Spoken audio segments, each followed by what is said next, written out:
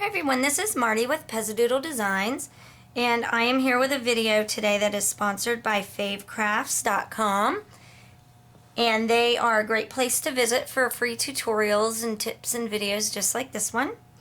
This is another in my series on making your own flowers for embellishing your paper crafts, and today we're going to use polymer clay. Now don't let it scare you if you've never touched it before, because this is very, very basic and very simple.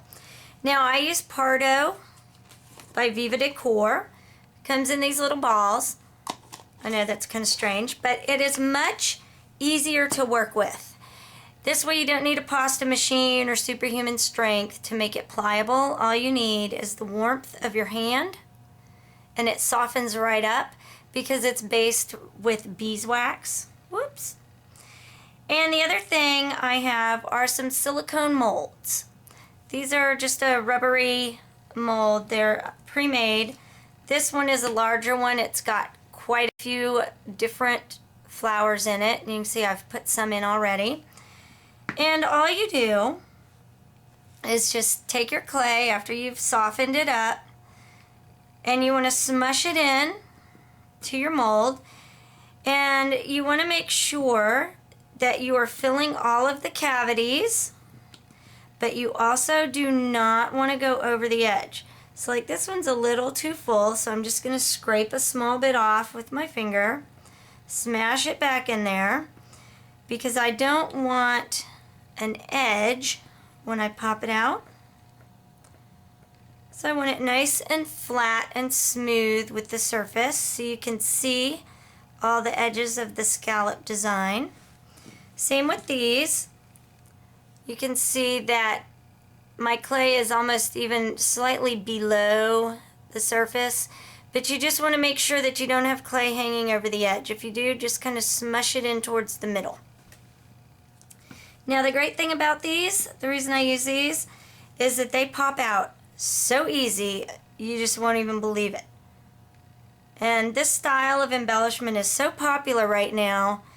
Seems like everybody's doing them. Prima, Webster's Pages. I forget who else I've seen. But you can see these just pop right out. It's a little rose. Oops. Now you do have to bake these. Don't let that scare you either. It's really not a big deal. These are the same way. They're nice and flexible, so you just bend them and carefully coax it out. Make sure he's flat. Now the last thing I'm going to show you with these, if you want to add a little extra punch to these, perfect pearls. Perfect pearls are, in my opinion, the greatest thing ever. So I just dip a brush in. This is before I've baked them. I'm going to give these petals a little pink shimmer. You can use the pearl colored perfect pearls over your colored clays to give them some extra shimmer. And you just brush lightly. You don't want to brush so hard that you mess up your mold, obviously. But you can see that that really, really makes a difference. Really gives it an extra little added zing to them. I'm going to put a little on my rose as well, since it's the same color as the pearls. You don't see the color so much as just the nice sheen, the nice shimmery effect on the surface. Now, to bake these, I just slide them onto an index card. And I bake them in my oven according to the package directions. You will read lots and lots of debate over whether you should have a separate oven. I never have. If I did a lot of this, I might. And then I'm going to show you one more sort of free-form flower that you can do that's also super easy. If you're going to have some clay on hand, Might as well do this too. We're going to use some purple and some white. I have not worked with this, so you can see it's a little stiff. So I just flatten it, warm it in my hands. A few seconds, a minute. It's winter right now. It's very cold down in my studio, so it's a little stiffer than usual. In the summer, it's super easy to work with. Alright, so we're just going to get it nice and mushy. Scoot that out of the way. Wipe it on my pants. Okay, now we're going to make a snake. You remember doing these. You want sort of a uniform thickness, because we're going to use that to measure our petals. Now I have a little technical tool here. It's a straight pen. And I'm just going to cut pieces off that are about the same size. 5 of them. So that my petals are about the same size.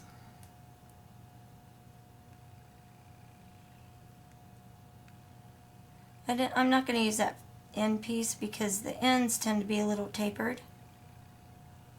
Okay, move him out of the way. Okay, you have 5 little balls. Roll them together in the shape of a flower, sticking to my hands in a little circle. Okay, smush them a little bit. Take again your technical tool here, your straight pen. We're just going to put little dents in each petal.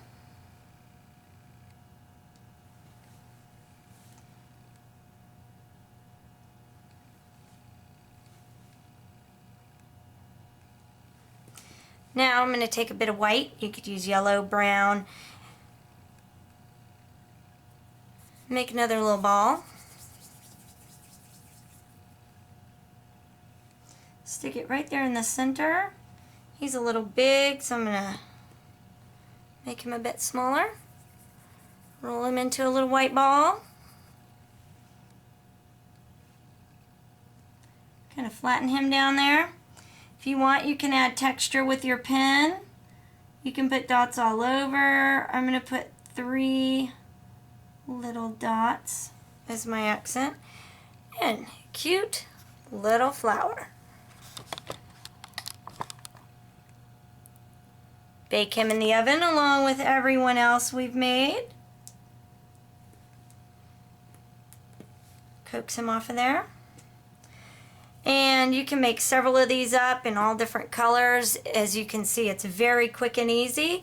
And then just keep them on hand so that you can reach in and grab whatever color you need whenever you're doing your cards or your scrapbook pages or whatever else you want to make. So I hope you enjoyed that. Again, be sure and check out favecrafts.com. They have lots of free goodies for you to help you learn new techniques and learn new things. Thanks so much. They have lots of free goodies for you to help you learn new techniques and learn new things. Thanks so much.